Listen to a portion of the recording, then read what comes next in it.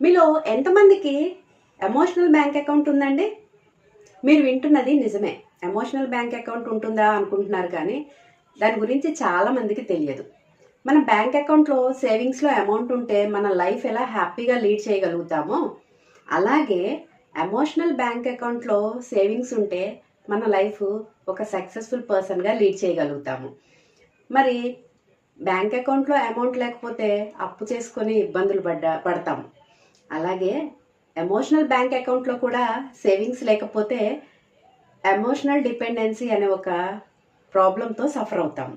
మరి emotional dependency అంటే ఏంటి అంటే, మనము ఎవరో ఒక వ్యక్తిని చూస్ చేసుకుంటాము. మనం ఏదైనా వర్క్ చేసినప్పుడు వాళ్ళు కాంప్లిమెంట్ ఇస్తేనే మనం సక్సెస్ అయ్యాము అనుకుంటాం.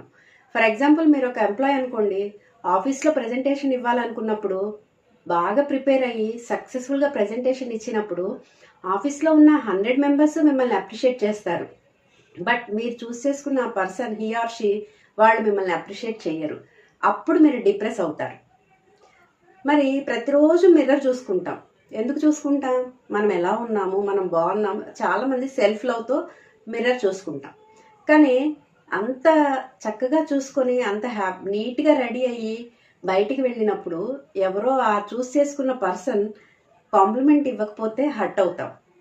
దీన్నే ఎమోషనల్ డిపెండెన్సీ అంటారు. ఎప్పుడైనా మన హ్యాపీనెస్ని ఎదుటి వాళ్ళలో వెతుక్కునే కన్నా మన హ్యాపీనెస్ని మనలో వెతుక్కున్నప్పుడే మనం హ్యాపీగా ఉండగలుగుతాం. ఎదుటి వ్యక్తి ఎవరైనా అవ్వనియండి, మనకి కాంప్లిమెంట్ ఇస్తారు అని ఎప్పుడు ఎక్స్పెక్టేషన్ పెట్టుకోకూడదు. వాళ్ళ మూడ్ని బట్టి, వాళ్ళ సిచ్యువేషన్ని బట్టి వాళ్ళు ఇవ్వచ్చు, ఇవ్వకపోవచ్చు.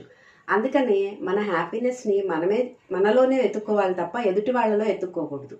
మరి దీనికోసం మనం ఏం చేయాలి అంటే, మనకి ఎలాగైతే బ్యాంక్ పాస్బుక్ ఉంటుందో అలాగే ఎమోషనల్ బ్యాంక్ కూడా ఒక బుక్ని పెట్టుకొని దాంట్లో ప్రతిరోజు ఒక చిన్న గోల్ పెట్టుకొని దాన్ని అచీవ్ చేసి దాన్ని రాసుకోండి.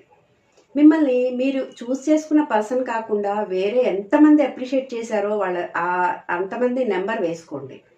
ప్రతిరోజు మీరు ఇలా చేస్తూ పోతే ఎప్పుడైనా మీరు ఎమోషనల్గా ట్రిగ్గర్ అయినప్పుడు ఈ బుక్ ఓపెన్ చేసి చూసుకుంటే మీరు హ్యాపీనెస్గా, మీకు ఒక కాన్ఫిడెన్స్ పెరుగుతుంది. సో ఈ రోజు నుంచి మీరు కూడా ఎమోషనల్ బ్యాంక్ అకౌంట్ని మీ సెల్ఫ్ లవ్తో డిపాజిట్ చేస్తాను అనుకునేవారు సెల్ఫ్ లవ్ అని కామెంట్ చేయండి. ఈ వీడియోని మీ ఫ్రెండ్స్కి షేర్ చేయండి. ఇలాంటి మరిన్ని టెక్నిక్స్ కోసం నా వీడియోస్ని ఫాలో అవ్వండి.